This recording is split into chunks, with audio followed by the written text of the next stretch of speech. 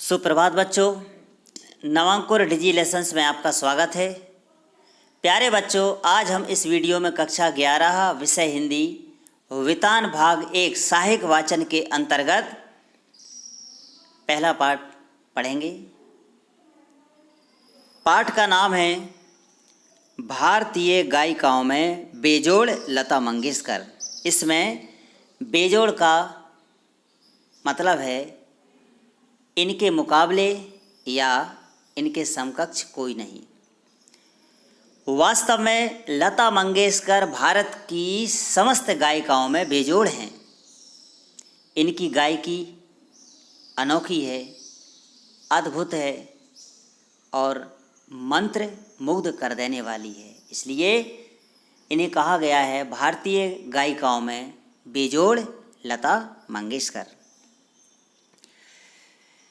इस पाठ के लेखक भारत के सुप्रसिद्ध शास्त्रीय गायक कुमार गंधर्व हैं। हम कुमार गंधर्व से संबंधित संक्षिप्त जानकारी पर प्रकाश डालेंगे। कुमार गंधर्व एक सुप्रसिद्ध शास्त्रीय गायक थे। इनका जन्म 8 अप्रैल सन 1924 को कर्नाटक राज्य के बेलगांव जिले के अंतर्गत सुलेभावी नामक गांव में हुआ था।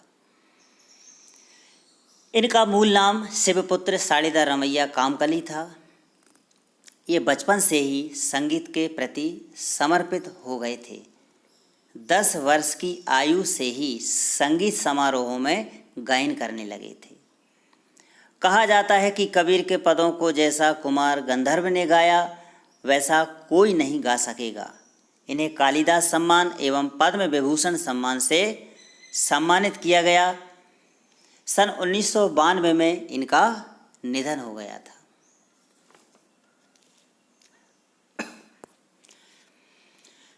अब हम सुप्रसिद्ध गायिका लता मंगेशकर की जानकारी पर संक्षिप्त प्रकाश डालेंगे। लता मंगेशकर को भारत की स्वर कोकिला कहा जाता है। सन 2001 में इन्हें भारत रत्न से सम्मानित किया गया। स्वर सम्राज्ञी कही जाने वाली लता मंगेशकर का जन्म 28 सितंबर 1929 ईस्वी में इंदौर मध्य प्रदेश में एक मराठी परिवार में हुआ था। इनके पिता का नाम दीनानाथ मंगेशकर था। वह भी जाने माने रंगमंच के कुशल कलाकार एवं अच्छे गायक थे। लता अपनी मिठास भरी एवं सुरीली आवाज़ के कारण पूरे भारत की ही नहीं बल्कि पूरे विश्व की महान गायिका मानी जाती हैं। अब हम पाठ परिचय की ओर चलते हैं। कुमार गंधर्व ने इस पाठ में लता मंगेशकर के गायन की विशेषताओं को बताया है। साथ ही मंत्रमुग्ध कर देने वाले लता मंगेशकर के संगीत की एक विशेष अंदाज में प्रशंसा की है। इन्होंने पाठ में शास्त्रीय संगीत एवं चित्रपट संगीत के महत्व को भी बताया है। संगीत के लिए आवश्यक स्वर, लय एवं ताल के ज्ञान पर भी प्रकाश डाला है। कुमार गंधर्व ने लता के गायन में गानपन, नादमय उच्चार, स्वरों की कोमलता, सुरीलापन, मधुरता, स्वरों की निर्मलता, मुग्धता एवं लता के अद्वितीय गायन की खुले मन से प्रशंसा की है। पाठ में बताया गया है कि यदि आज साधारण से साधारण व्यक्तियों एवं बच्चों को संगीत की समझ एवं संगीत के प्रति जो रुझान उत्पन्न हुआ है, इसका श्रेय लता मंगेशकर को ही जाता है। अब हम लता मंगेशकर के गायन की प्रमुख विशेषताओं को समझेंगे। उनकी जो प्रमुख विशेषता हैं उन्हें पढ़ेंगे। उनकी विशेषता है गानपन। उनके गायन की विशेषता है गानपन। तो गानपन क्या है, इसे समझते हैं। गाने का एक ऐसा अंदाज जो एक आम आदमी को भी भाव विभोर कर दे, वह गानपन कहलाता है। अगली विशेषता है नादमय उच्चार, मतलब गूंज भरा उच्चारण या गूंजने वाले बोल। गीत के दो शब्दों का अंतर, गीत के दो शब्दों का अंतर स्वरों के आलाप द्वारा बड़ी सुंदर रीति से भरा रहता है, यह नादमय उच्चार है। अगली विशेषता है सुरीलापन, तो इनकी गायकी में सुरीलापन है। फिर है मधुरता, इनकी गायकी में मधुरता है, इनका गायन मधुर है। अगली विशेषता है स्वरों में कोमलता और मुग्धता, तो इनके स्वरों में कोमलता है और मन को मुग्ध करने की क्षमता है। अब हम पाठ में आए कुछ कठिन शब्दों के अर्थ समझते हैं। चित्रपट संगीत। चित्रपट संगीत क्या है? चित्रपट संगीत अर्थात फिल्मों में दिया जाने वाला संगीत, यह सुगम संगीत का ही एक प्रकार है। अगला शब्द है स्वर मालिकाएं। स्वरों के क्रमबद्ध समूह को स्वर मालिकाएं कहते हैं। स्वर मालिका में शब्द या बोल नहीं होते हैं। ध्वनि मुद्रिका अर्थात स्वरलिपि, ध्वनि मुद्रिका का मतलब स्वरलिपि। द्रुत लय, इसका अर्थ है तेज लय या तीव्र गति।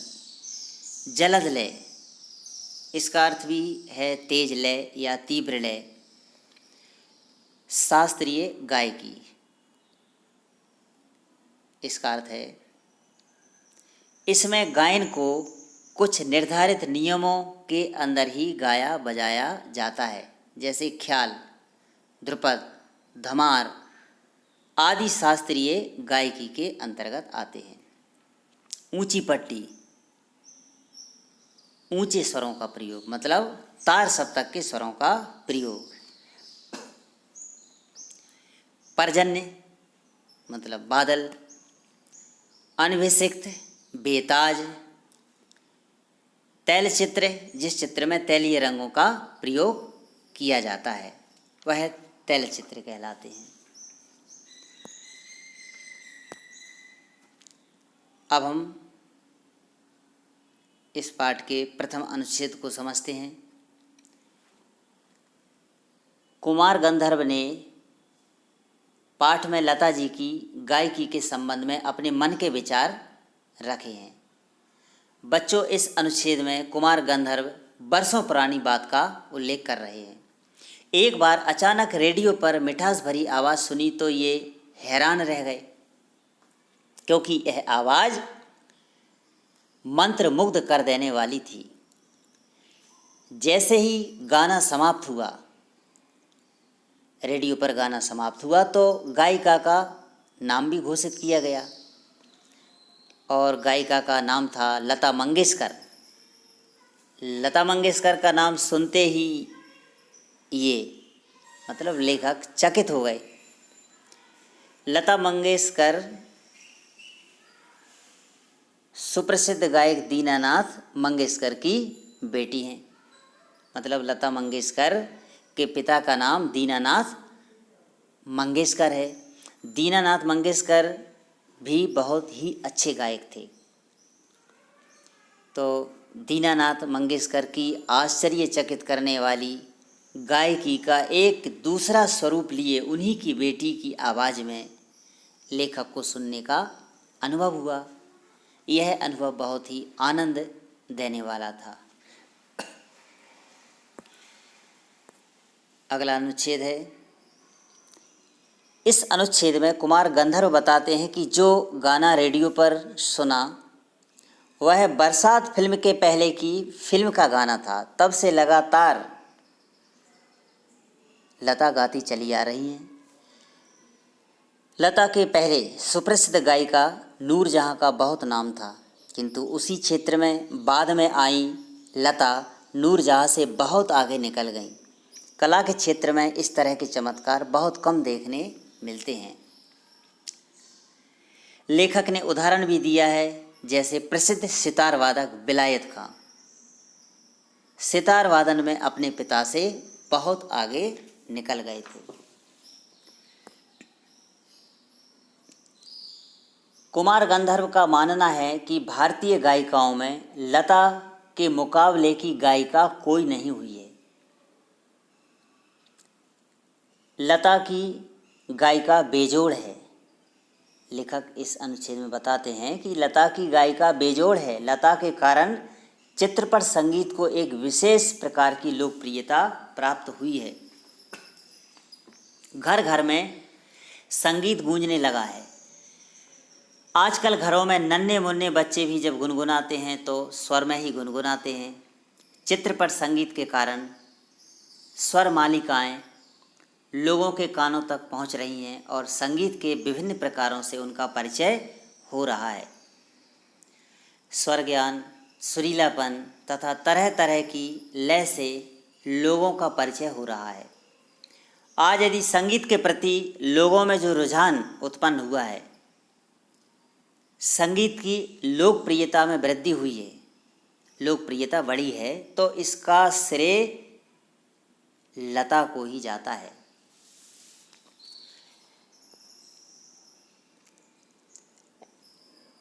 इस अनुच्छेद में कुमार गंधर्व कहते हैं कि आज यदि साधारण श्रोता को लता की स्वरलिपि, ध्वनि मुद्रिका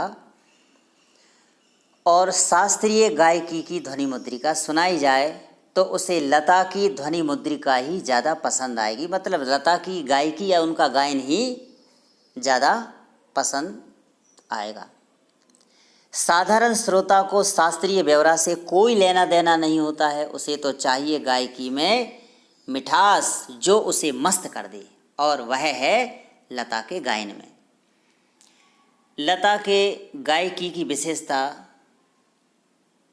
लता के गायकी की या गायन की विशेषता है गानपन। गानपन क्या है? जो एक आम आदमी को भी भाव विभोर कर दे, यही गानपन है। और यही गानपन लता की लोकप्रियता का मुख्य रहस्य है। लता के गायन की अगली विशेषता है स्वरों की कोमलता और मुग्धता। लता के गायन की एक और विशेषता है नादमय उच्चार, मतलब गूंजने वाला स्वर। यह क्या है?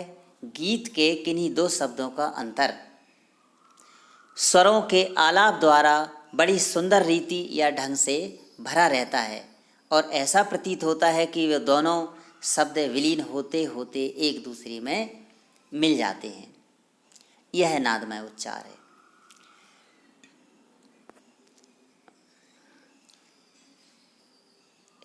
अब हम इस अनुच्छेद को समझते हैं। ऐसा माना जाता है कि लता ने करुण रस के गीतों को बड़े अच्छे ढंग से गाया है, लेकिन लेखक का मानना है कि श्रृंगारिक गीतों को भी लता ने बड़ी उत्कटता, मतलब प्रखरता या व्यग्रता से गाया है। आगे लेखक कहते हैं कि लता का गायन ऊंची पट्टी में हुआ है, अर्थात ऊंचे स्वरों का प्रयोग किया गया है।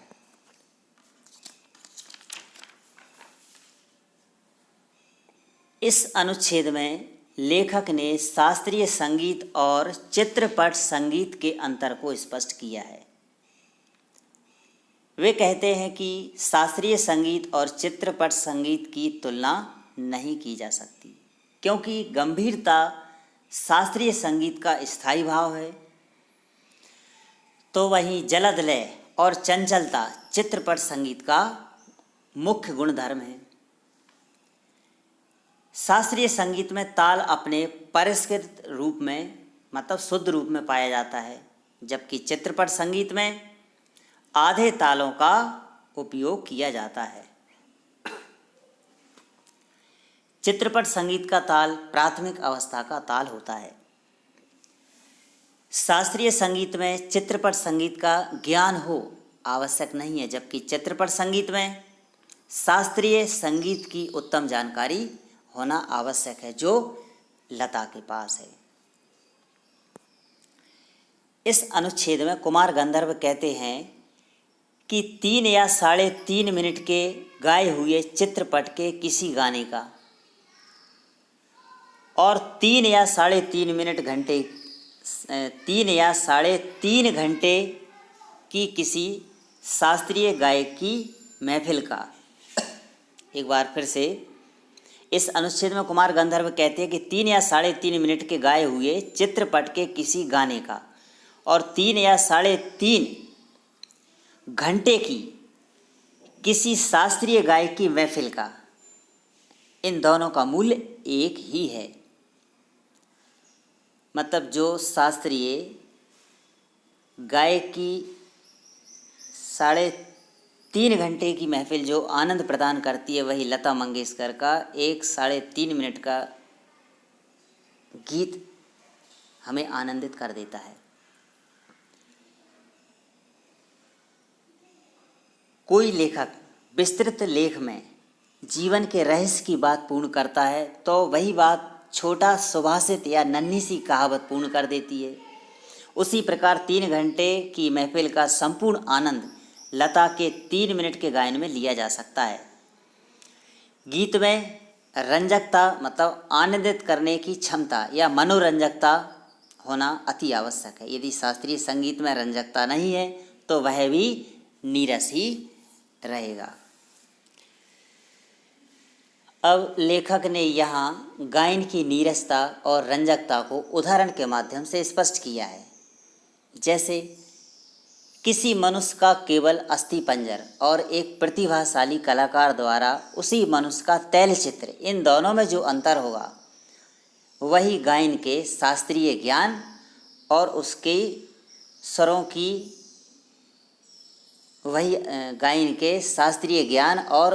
स्वरों द्वारा की गई सुसंगत अभिव्यक्ति में होगा। अब वे आगे कहते हैं कि कुछ खानदानी गवैयों का दावा है कि चित्रपट संगीत ने लोगों के कान बिगाड़ दिए हैं। लेखक का उनसे कहना है कि कान बिगाड़े नहीं है बल्कि कान सुधार दिए हैं।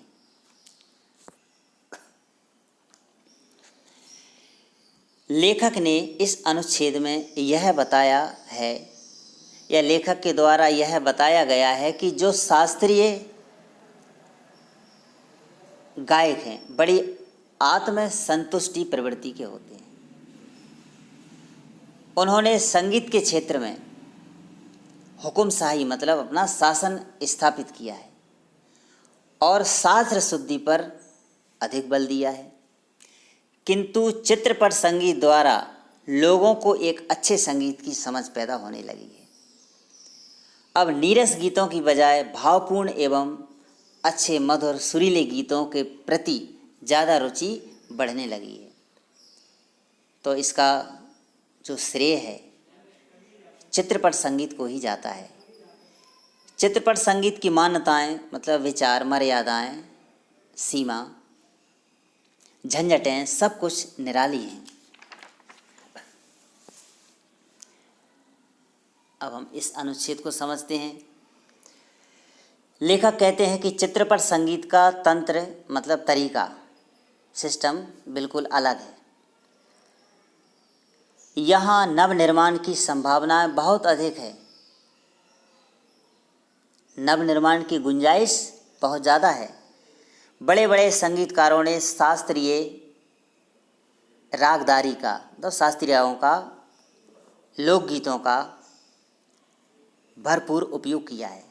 जैसे धूप में कौतुक करने वाले पंजाबी लोकगीतों का, रूखे और निर्जल राजस्थान में बादलों की याद दिलाने वाले गीतों का, पहाड़ी गीतों का, ऋतुओं की याद दिलाने वाले गीतों का, कृषि गीतों का एवं ब्रजभूमि में समाये सहज और मधुर गीतों का चित्रपट संगीतकारों ने उपयोग किया है और आगे भी करते रहेंगे। आज चित्रपट संगीत दिनों दिन विकसित होता जा रहा है। लेखक द्वारा इस अंतिम अनुच्छेद में संगीत के क्षेत्र में लता की प्रशंसा की गई है। वे कहते हैं कि चित्रपट संगीत के क्षेत्र में लता बेताज सम्राज्ञी हैं। लेखक क्या कहते हैं कि चित्रपट संगीत के क्षेत्र में लता बेताज सम्राज्ञी हैं। अनेक गायिकाओं की तुलना में लता की लोकप्रियता सबसे अधिक है। देश में ही नहीं, दूसरे देशों में भी इनके गीतों को सुनकर लोग मंत्रमुग्ध हो जाते हैं। इनकी गायकी वास्तव में बेजोड़ है। ऐसा कलाकार आज हम सबके बीच है। यह हमारा सौभाग्य ही है कि हम अपनी आँखों के सामने घूमता फिरता देख पा रहे हैं। तो बच्चों, इस तरह यह पाठ समाप्त होता है। धन्यवाद।